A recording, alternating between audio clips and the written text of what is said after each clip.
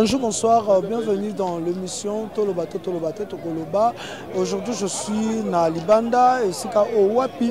Toko solola na moko ya ba Congolais au ba couper sa vraiment position na Mayeta lila muka moko ya ba cadre ya la muka et azana population ayeko la population maloba elamu. Na kati na ye toko beta lisolo ya bondimi ya Jean-Pierre Bemba la consultation arrivé à Moïse Katumbi to beta masolo ya FCC a dit une élection anticipée. Est-ce que quand na idée à Martin Fayulu to te nde bongo na PC matondi pebo découvrir rien na émission. Merci. Combien de réunions présidium mais Salema oh Salema na Lubumbashi et pas Moïse Katumbi ça a communiqué commun na ba point balobi que c'est le candidat de la Mouka Martin Fayulu m'a dit qui avait gagné les élections condamner fabrication de résultats par la CENI balobi to continuer à mobiliser peuple pour leur sanini pour la volonté à la respecter oyebi communiquer wana naza wana lobby jamais au monde na kendo Chilombo président et en sens tête to reso ba peuple tête. Qu'est-ce qui a changé entre le 30 décembre 2018 et le légitimité ou Chilombo pour la politique congolaise la constanter. Il faut qu'il nous explique pourquoi est-ce qu'aujourd'hui Chilombo est devenu président. Pourquoi on se fait consulter par naïe. Légitimité ou wapi. Papa, moka oyo est à niveau king. Et là on comme révolté biso pour la aventure en ndengwana. Ba tu vas constater. Même Bible dit que ton oui soit oui que ton non soit non. Qu'est-ce qui justifie aujourd'hui que Chilombo comme une légitimité trésor? C'est ce que nous avons dit à Maïnamis. Pour que le peuple, parce que le peuple, pour que le peuple, le peuple a rattrapé. Le était président Martin Fayulu qui a consultation, mais il faut que se base na simananga za liboso. Auto qui ba rumeur ya bato ensemble ba ko bimisa ya solo tolo. Le Kouta animé consultation té Martin Fayulu alobaki ngai février 2019 na tchaki proposition de sortie de crise Nicolas Messa. Na monaki musika déjà. Et on va congolais micro ba bengi aigle. Na tchaki on Nicolas Messa. To solo la mais to solo la tengana que n'est pas Chilombo pour être président a consulter ngai Simbate. Même combat congolais va comprendre ngote. To luka médiateur neutre. Chilombo soka ko fanda fandi, ngala fandi Chilombo na FCC cash ba fandi, biso la muka to fandi. Médiateur neutre afin de résoudre ma cambouya ba réforme nous avons insisté ba réforme de façon que ba réforme n'attend que ça et garantir vérité des urnes, c'est-à-dire toi assainir ou bien te crédibiliser le processus électoral, te rendre véritablement indépendante CENI, to qu'est-ce qu'on a l'élection vérité des urnes que vous allez respecter abou bien. Alors ce que ça que naina kende et pas Chilombo pas consulter ngai d'abord consulter ça Chilombo na bit tangozani yemo robi que azali pour ce qui a réformé l'action gouvernementale autour de la gestion en mboka biso droit dans le gouvernement Chilombo biso droit dans la majorité na pour majorité au parlement bilomo robi que ça majorité ça les artificiels tu vois yo zo lingo ba député pour ça la majorité na yo parce que majorité ça on est comme légitime. Papa, est-ce que la légitimité, illégitimité? Alors, maintenant, parce qu'il faut rappeler le trésor, tout ça, on a terrain, tant que ça marche, pour réclamer la réforme institutionnelle. Que Fayulu Nazaki a raison de rejoindre des bisous. Bataille de peste, batambolaka. Là où il y a bataille FCC, on a photo que l'élection anticipée. Keba, bisous tolobaki élection anticipée. Photo ngozo yiba maera muninga faut comprendre mamani na lo alobaki. Tobi réforme élection anticipée précédée de réformes institutionnelles consensuelles. Nuance. Parce que celui qui a l'élection anticipée, le sans réforme, Kabila a nommé la place à Chilombo. Et là, on a biso bitumba na biso ezali peuple a souveraineté na yé. Ba congolais ba keba élection, pa élection ba programmer ba congolais ba se peli. Ba bi mo konzo biso to ponaki azala nini, azala boko. Minute no remona te que no bato ya FCC ba ko izeka na mayele ya kulutu Fumu Martin Fayulu pour bazonga na bokonzi. C'est que population partout ko le ba que no mayele Fumu Martin Fayulu e ko zongisa Kabila na bokonzi bazana raison pour yo limi pena que ça to sali ba réforme institutionnelle.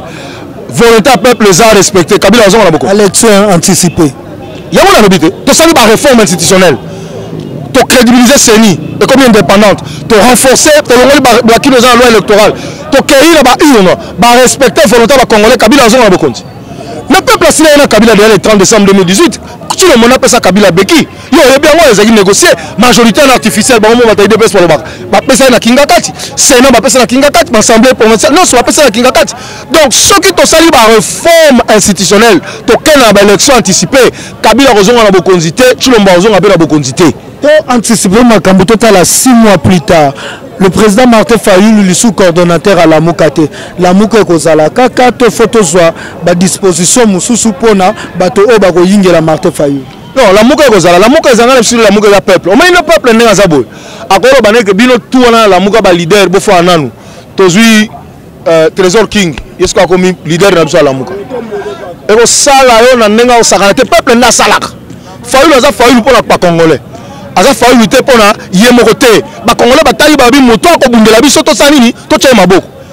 Yango na biso que la Mouka ezali kamba peuple. Po lelo bato leader nyonso ba kokufa. Mais ceux qui ba congolais ba so continuer ko nyoka. Ba s'organiser ka ba bunda ba ko zaka ko la Mouka ko ba libérer mboka. Dimension est-ce qu'il faut intégrer. Mais ici quand Trésor King faut comprendre que la leader nyonso za na la Mouka 4 ezala moko kaka za na contrat na peuple za Fayulu. Bemba azali président.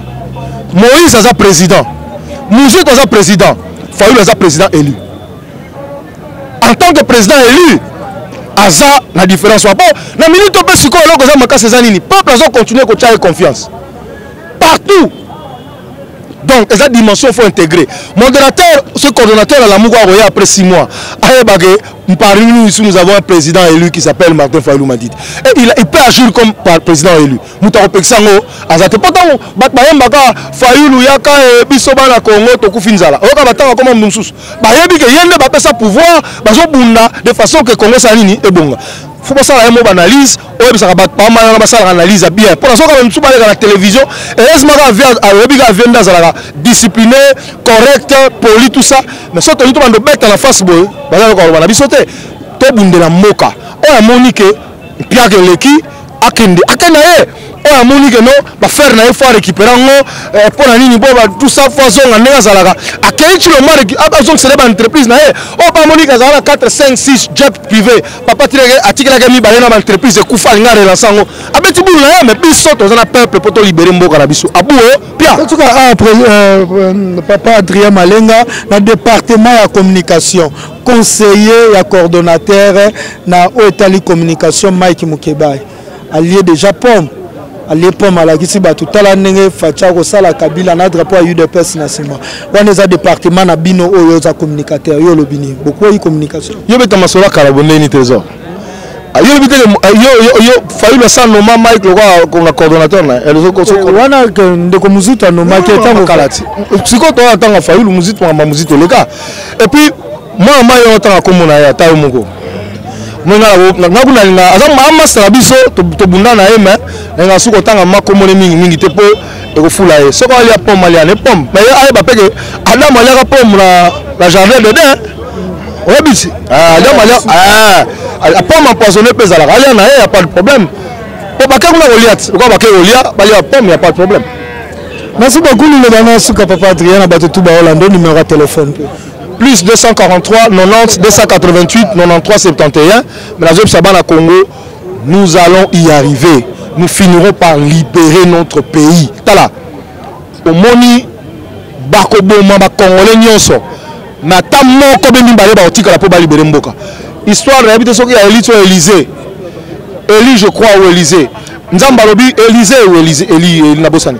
Nzamba lobi nazomona non Elia lobi na tikali nga moko ou Élysée batutu bazate nzamba yebise keba simano naza na réserve ba ono sozomona za ba réserve à Congo ba Fayulu baza ba muzitu baza ba Trésor King baza ba Dieu baza nous finirons par libérer notre pays to croire que Congo sera grand prospère to bongsa mboka na biso puis Congo a na venir na malamu lelo nde photo bunda poto libérer mboka na biso ingeta Ingeta bana Congo za ki papa Adrien Malenga to landa ko sensibilisation na terrain et sika wapi asololi na population. Peuple congolais, la Mouka c'est un état d'esprit, la Mouka c'est propriété à peuple, bato balongwa na biso bino na Genève bazalaki 8 batikala 4 lamuka ekufa ata bakei ata atikali ye moko lamuka ekufa ata batikali mibale lamuka ekufa parce que lamuka eza peuple bitumba peuple nde bitumba lamuka bote bandeko eloko na nini yabisa bino yango wana moto abandisa bino te lamuka ezali ya bino bino ndenge bozali nde bokreaka balider wana soki bosoutenir bango nde bamati boye te bino bosengaki kandida moko ntango bapesi kandida moko bozalaki bato bozalaki nsima kandida wana boponaki ye ti bopesi ye mokonzi boye te bobanga te bato wana bao lamuka ekufi te lamuka ekokufa te po peuple congolais aza na bomoi boye te peuple bometela maboko bino moko bobanga eloko te tokokontinue komba ya kolibere mboka na biso tokolibere mboka na biso eza mabele ya bakoko na biso boye te lamuka ya miso lamuka ya miso lamuka ya miso ya suka mpo naza koleka nde nayebisa bino naza koleka eza visite claire ya suka ezali ntango nayaki awa naoki ndeko herve akolobela makambo yango herve makambo ya proposition de sortie de crise mikolo bakobenga ye aigle bakobenga ye aigle amonaka mosika